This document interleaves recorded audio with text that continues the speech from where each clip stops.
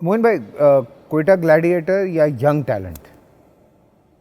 ये young talent अपनी जगह है। क्वेटा ग्लैडिएटर में भी यंग टैलेंट ही आता है बेसिकली, क्योंकि टॉप 10 प्लेयर्स तो होते हैं जो प्रोफेशनल लाइमलाइट में ऑलरेडी होते हैं, बट जो पीछे 10 बच्चे होते हैं वो सारे उस पर भी यंगस्टर्स होते हैं।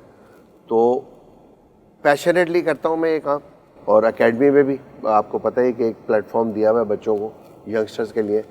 आप पे थोड़ा सा प्रेशर भी आया था क्वेटा ग्लैडिएटर में जब आजम खेल रहा था?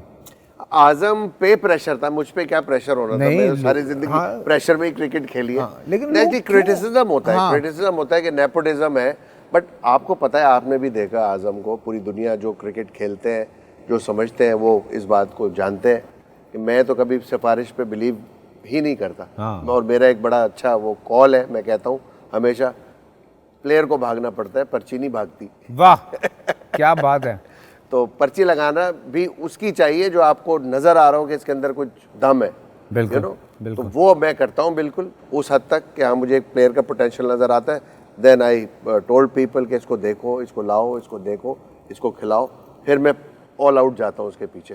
ठीक है। अच्छा चलें थोड़ा सा वहीं फिर पीछे जाते हैं।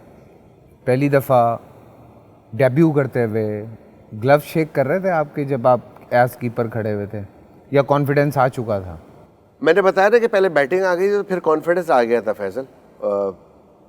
इतनी ज़्यादा टेंशन नहीं। हाँ, जब अब्दुल कादिर साहब बॉलिंग करने आए तो मैं काँप रहा था लिटरली। मैं ये सोच रहा था इनको कैसे पकड़ूंगा, क्योंकि उस वक्त उस ज़माने में आपको याद हो शायद कि उनका नाम जादूगर रखा हुआ था। हाँ, जादूगर बॉलर, जादूगर बॉलर, एक ही जगह से 3 जगह निकल जाती थी, ऐसी होता था। तो वो मुझे उस वक्त थोड़ी सी टेंशन हुई थी कि मैं कादिर साहब को कैसे कीपिंग करूँगा, बट वो गुजर गया था। अच्छा, फिर टेंशन नहीं हुई उसके बाद।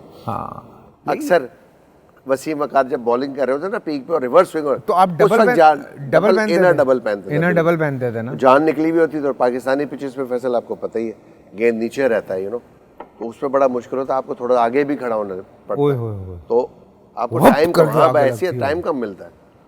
तो उस वक्त प्रॉब्लम हुई। अदरवाइज कैरियर में अल्हम्दुलिल्लाह बड़ा एंजॉय किया है, कैरियर बहुत बहुत ज़्यादा एंजॉय किया। क्या बात है, क्या बात है जी। हमारे पास एक सेगमेंट है बड़ा मज़े का मोइन भाई, और वो शीशे में हम आपको दिखाते हैं और आपको ये मौका देते हैं कि आपने अपनी ये खुद तारीफ़ करनी है अपने आप से। अच्छा। और कोई अगर आपको अपने अंदर खामी नज़र आती है तो आप अपनी बुराई भी कर सकते हैं, अपने आप को देख के करना है, ये कोई और नहीं है यहाँ पे। ऐसा माहौल हो जाता है। हाँ, आइए मैं आपको लेके चलता हूँ। आइए, अपनी कोई भी एक तारीफ़। अच्छा। और अगर आपको अपने अंदर को खामी नज़र आती है तो ठीक है, वरना खामियां तो बहुत है, सारी नहीं बतानी। वो ऑन एयर तो बिल्कुल नहीं बतानी। जी हाँ जी, बिल्कुल। मुझे जो अपने अंदर खुद एक बहुत अच्छी चीज़ पसंद है, और हमेशा से, अभी से नहीं, मैं शुरुआत से अपनी ज़िंदगी को कैरियर बनाने के लिए, वो है timing, punctuality, that I follow. बहुत ज़्यादा मुझे अच्छा लगता है वक्त दे के वक्त पे पहुंचना।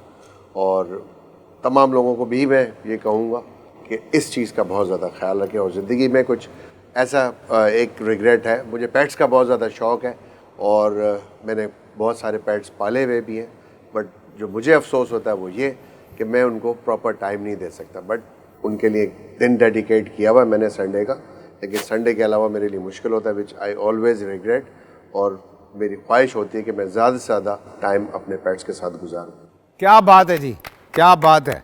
आइए आइए, ये टाइमिंग का तो मेरे साथ भी बड़ा इशू है। ओए हो, हम तो कई ऐसी जगहों पे चले जाते हैं जहाँ कोई भी नहीं आया हुआ होता। हम मियाँ बीवी दोनों अकेले बैठे हुए होते हैं और एक दूसरे की शक्ल देख ऐसा अक्सर होता है। हाँ, मैं कहता हूँ चलो हम दोनों बातें करते हैं, तब तक आ ही जाएंगे लोग।